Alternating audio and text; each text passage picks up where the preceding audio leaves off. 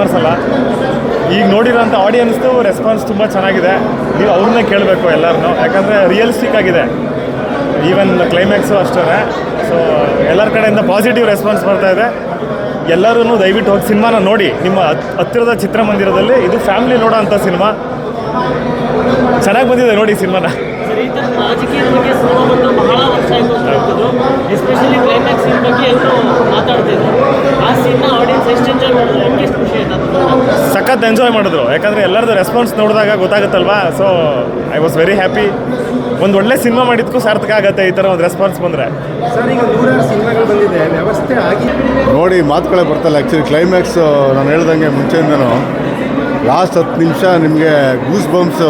ಅವ್ರ ಡೈಲಾಗ್ಗಳು, ಪ್ರತಿಯೊಂದು dialogue, Chetan acting, ಆ ಒಂದು ಪವರು ಡೈಲಾಗಲ್ಲಿ ಹೇಳೋವಂಥ ಒಂದು ಪ್ರತಿಯೊಂದು ಪದಗಳಲ್ಲೂ ಒಂದು ಉಚ್ಚಾರಣೆ, ಡೈಲಾಗ್ ಚೇತನ್ ಚಂದ್ರ ಕ್ಲೈಮ್ಯಾಕ್ಸಲ್ಲಿ ಆ್ಯಕ್ಟ್ ಮಾಡಿರೋದು ಸಿನಿಮಾ ದಯವಿಟ್ಟು ಬಂದು ನೋಡಿ.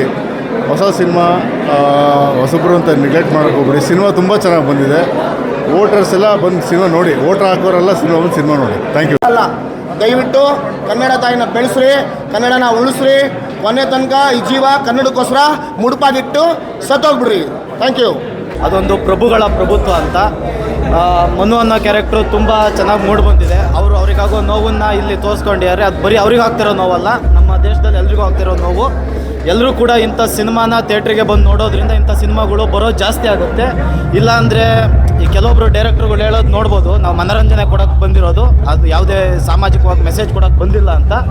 ಸಾಮಾಜಿಕವಾಗಿ ಮೆಸೇಜ್ ಬೇಕು, ಒಳ್ಳೊಳ್ಳೆ ಕಂಟೆಂಟ್ ಇರೋ ಸಿನಿಮಾಗಳು ಬೇಕು ಅಂದರೆ ಜನಗಳು ಇಂಥ ಸಿನಿಮಾನ ಆದಷ್ಟು ಪ್ರೋತ್ಸಾಹಿಸಬೇಕು.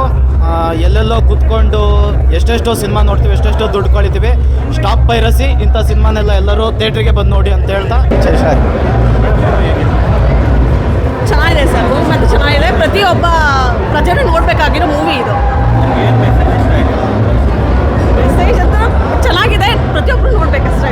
ಆ ಹೀರೋ ಇವ್ರು ದೊಡ್ಡವರು, ಅವ್ರು ದೊಡ್ಡವರು ಅಂತ ಇವರೆಲ್ಲ ಫಿಕ್ಸ್ ಮಾಡ್ಕೊಂಬಿಟ್ಟು ಅವ್ರ ಹೀರೋಗಳು ಇವ್ರ ಹೀರೋಗಳು ಮಾಡಿದಾಗ ಮಾತ್ರನೇ ಈ ಜನಗಳನ್ನ ಬರಂಗೆ ಹೋಗಂಗೆ ಮಾಡಿ ತಲೆ ಕೆಡಿಸಿ ಮಡಗಿದ್ದಾರೆ. ಪ್ರತಿಯೊಂದು ಫ್ಯಾನ್ಸ್ಗೂ ನೋಡಿ ಕನ್ನಡ ತಾಯಿ ಬಗ್ಗೆ ಹೇಳ್ಬೇಕನ್ನೋ ಆಸೆ ಮಾಡ್ಕೊಂಡಿದ್ದೀನಿ ಸರ್. Thank you sir.